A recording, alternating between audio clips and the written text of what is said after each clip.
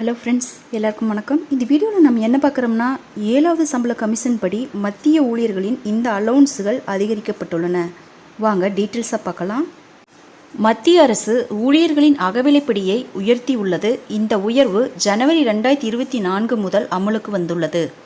DA உயர்வுக்கு பிறகு ஊழியர்களின் சம்பளமும் உயர்ந்துள்ளது. டிஏ உடன் ஊழியர்களுக்கு வழங்கப்படும் பல கொடுப்பனவுகளும் அதிகரித்துள்ளன.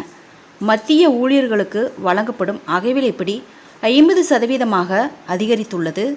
இது தவிர அரசு HRAவையும் புதுப்பித்துள்ளது. இது மட்டுமின்றி ஊழியர்களுக்கு வழங்கப்படும் பல கொடுப்பனவுகளும் அதிகரித்துள்ளன. அகவிலைப்படியை 4% உயர்த்திய அரசு அதன் பிறகு 50% மாறியுள்ளது. டிஏ அதிகரித்த பிறகு HRA 3.21% அதிகரித்துள்ளது. இது தவிர மீதமுள்ள கொடுப்பனவுகளும் அரசால் அதிகரிக்கப்பட்டுள்ளன. டிஏ தவிர இந்த கொடுப்பனவுகளை மத்திய அரசு உயர்த்தியுள்ளது. வீட்டு வாடகை கொடுப்பனவு, குழந்தைகள் கல்வி உதவித்தொகை, குழந்தை பராமரிப்பு சிறப்பு உதவித்தொகை, விடுதி மானியம், பரிமாற்றத்தில் டிஏ, பணிக்கொடை வரம்பு, ஆடை கொடுப்பனவு. 2017ஆம் ஆண்டு 7வது ஊதிய குழுவை அரசு அமுல்படுத்தியது. 2016இல் டிஏ 0 குறைக்கப்பட்டது. உண்மையில் டிஏ 50% எட்டும்போது அது 0 குறைக்கப்படுகிறது.